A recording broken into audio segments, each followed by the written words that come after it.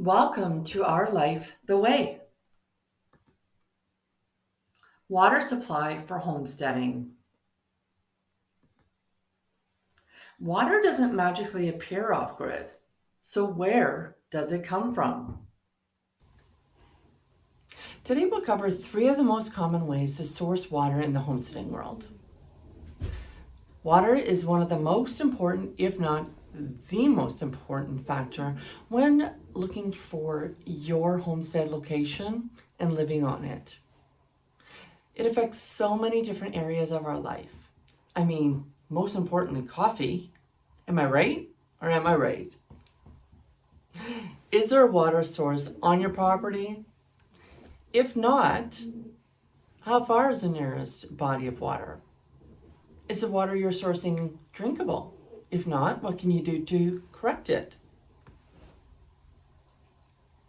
Can you still have a functioning homestead if there is no water?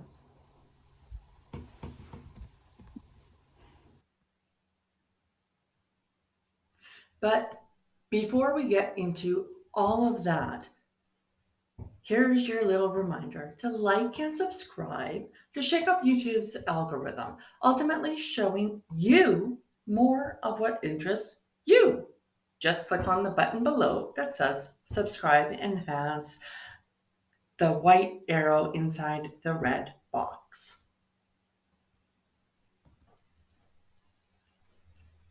What we're going to show you.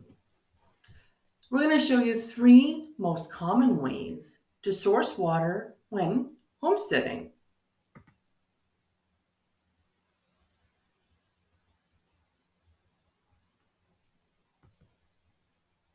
So, that said, let's dive in.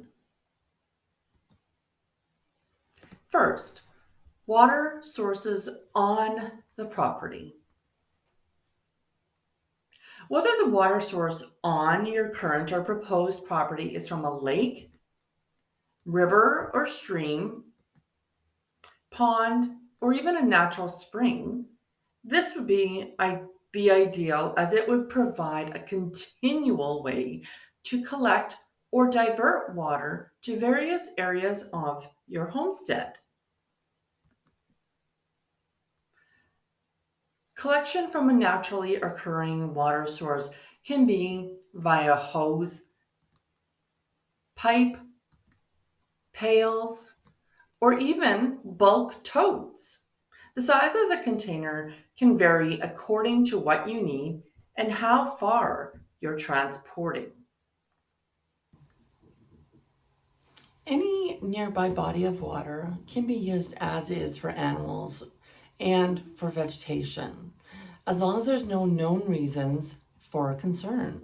For example, if there was a recent chemical or oil dump in the area or into that body of water, it's going to be a cause for concern.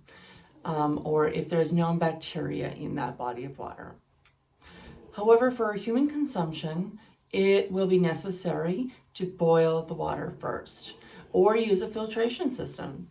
A Brita system is very economical, or you can go to the other end of the spectrum and go for a Berkey, where you could take almost any body of water or any water source and have it drinkable after filtration.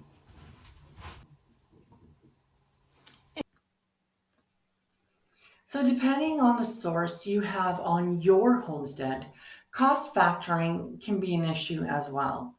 Example, if you're on the lake, cost could be as minimal as a small pump and hose to transfer water to where you need it.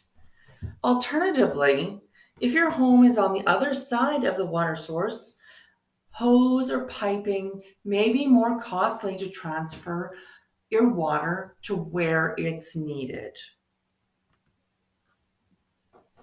Secondly, if there's no body of water on your place of land or on your piece of land or the one that you are looking at, there's still options. Like, is there a drilled well already on the site? Or maybe there's a dugout. With either an existing well or dugout, water can be used without filtration or boiling for animals and vegetation. If the water system in place has been dormant for any length of time, or if the dugout water is noticeably discolored or has an odor, it would be better to err on the side of caution and test it. Another way to notice if a body of water has noticeable issues, it would be if there's no noticeable sign of vegetation in or around it. So something like cattails or reeds, frogs, any of that. If that isn't present, you're going to know that something might be off with the water. For human consumption, it would be necessary to be cleared of any bacteria first. With either an existing well or dugout, water. Thirdly, without a body of water nearby or man-made alternative on site. Can you still have a functional homestead at that point? Well, the answer is a resounding yes. Even without water already existing on your property, you can still fully create and enjoy your homestead. Rain catchment is one way to collect and store water. Barrels, totes, or really anything that can store water can be used in this way. Alternatively, water can be transported from a nearby town and transferred to a large holding tank on your property. This usually comes with a fee, so this is definitely something you would want to investigate. So now you've got the goods. For a bit of a recap, we covered the 3 most common ways to source water when homesteading,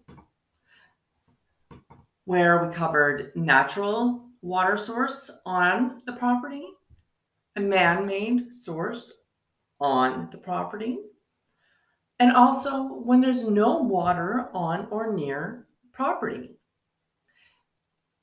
In addition to this, we looked at how you can use those options best. So thank you so much for watching this little how-to video on what you can do with water and the source of water that you might have and might not have. So again, please like and subscribe to Our Life the Way, and we look forward to seeing you again soon.